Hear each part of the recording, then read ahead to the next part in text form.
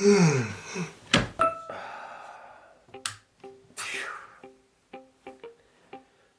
you want to wake up at 5 a.m., huh? And you might be inspired by people like Oprah, or Warren Buffett, or Bill Gates, all who wake up at 5 a.m.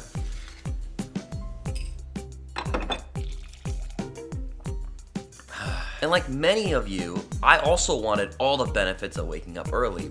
Peace, mental freedom, the chance of making more money. Heck, even just the desire alone of feeling productive or accomplished is a good enough reason for me to do this. Just imagine waking up a few hours before anyone else in your neighborhood and just having those 1 or 2 hours for yourself.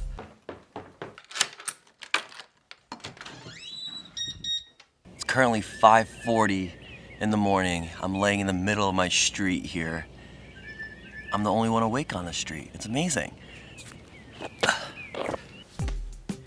But there's a problem, a huge problem. So everyone knows that waking up at 5 a.m. can be a healthy choice, and probably is a healthy choice for most people. But like any healthy habit, it's really hard to implement. So now the question becomes, how do you find the motivation to wake up at 5 a.m.?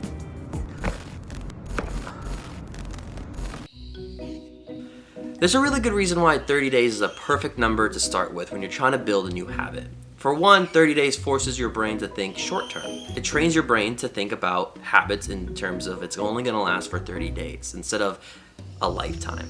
And two, 30 days is a perfect amount of days for you to iterate and evolve each week, meaning that you can see what is working with the habit, what isn't working. And you can start asking self-reflective questions such as, is waking up at 5 a.m. even a good idea for me?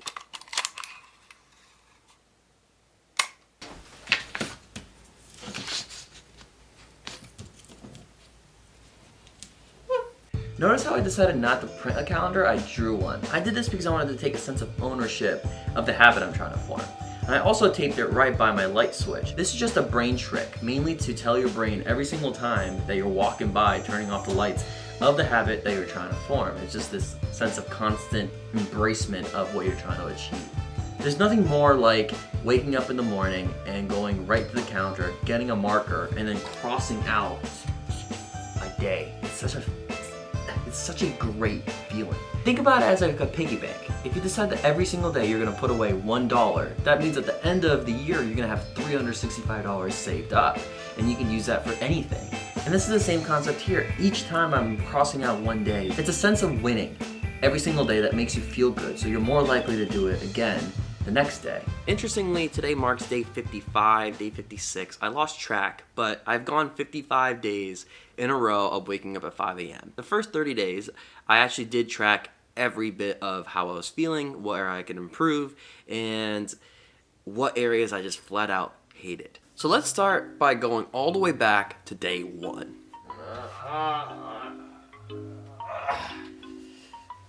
So it's pretty interesting how the first week went the complete opposite of what I was expecting. You know, I would wake up and then I really wouldn't have no real purpose for waking up. And I would constantly be asking myself, why am I up so early? So I would jump into the shower and then literally take a shower for, 30 minutes.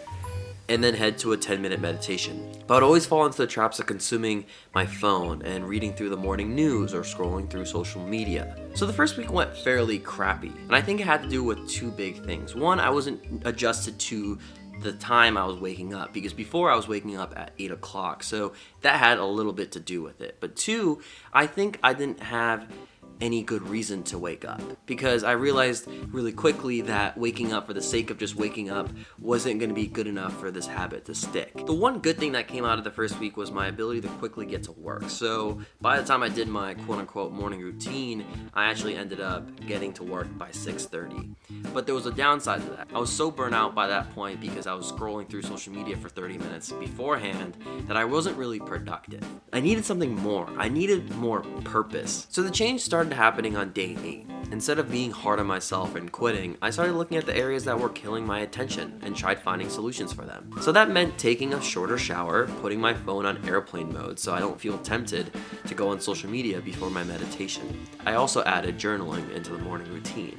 So the second week went a lot better. What I improved on mostly was not engaging with my phone. What I noticed in the first week was I would pick up my phone, I would see a notification, it would just suck me in, and then I would just be constantly scrolling through my phone for 30 minutes. I also felt like I was thinking more clearly. I was thinking more about my day, thinking about what my goals were with the help of journaling. But I had a new problem I had to deal with now. By 9 o'clock every single day, I was exhausted. And by 9:30, I was taking a nap. Which confused me so much because every single night I was getting about 7 to 8 hours of sleep. I was no longer looking at my phone in the morning times, and I was journaling. I didn't know what I had to do. I needed help.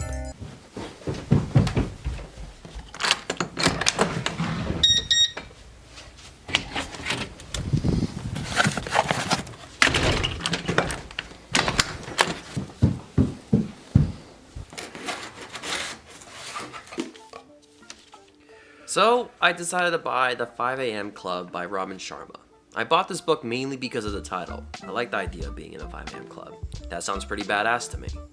And out of the 314 pages, the pages that impacted my attempt of trying to install this habit was pages 206 and 207. And it had to do with the power hour.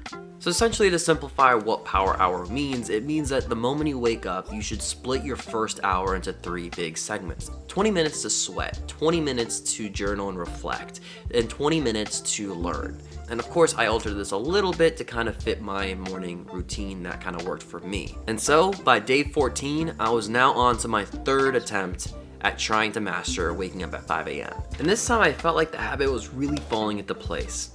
I even wrote it in my journal.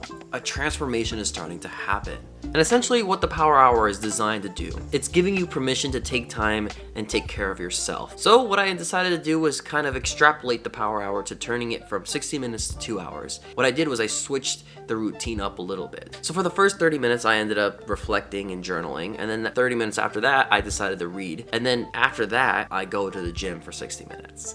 And honestly, this was the attempt that kind of like solidified everything for me. From day 14 until now, day 55, I've stuck with this routine and I feel really, really good. It has changed fundamentally everything in my life. So after 30 days, here's my answer to the question of how to find motivation to wake up early. And it takes us to the night before. So what I noticed for myself is that if I want to have a clear shot at waking up at 5 a.m. every single day, I have to turn off at night. So for me, that's at 6 p.m. every single night. I turn off everything and I don't do any more work. Then be intentional. Try to get your butt outside. Go on a walk, then have dinner. Connect with someone you love, and then go to bed by 9 or 10. Hey Google, set my alarm for 5 a.m. When the alarm goes off, don't snooze, ever. Get up, hydrate yourself, get your body moving somehow. Sprinkle some time for reflection and learning, and then hit the shower.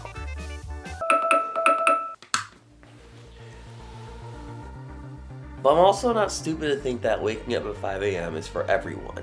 I know that you don't have to wake up at 5 a.m. to be successful, but I also know that waking up at 5 a.m. doesn't directly make you successful. There's a lot more that goes into it than that.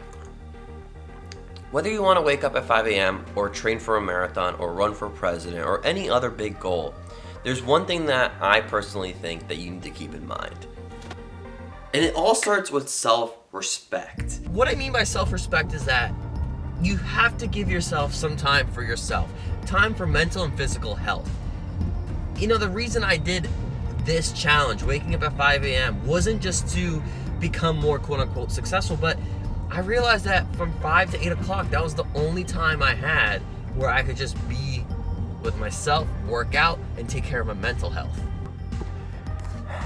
So if you can harness the idea and the importance of self-respect, then waking up at 5 a.m. is going to become a whole lot easier. And there's another side to this, which is if you don't want to wake up at 5 a.m., you don't have to for self-respect. If you can find time for yourself at other times throughout the day, then go do that. But for me, my routine in the morning is very simple. I wake up, I journal, I read, I meditate, I go work out, and that works for me. But if you're someone who really wants to wake up at 5 a.m., you don't have to stick to that. You gotta stick with something that kind of works for you. But just promise me this one thing.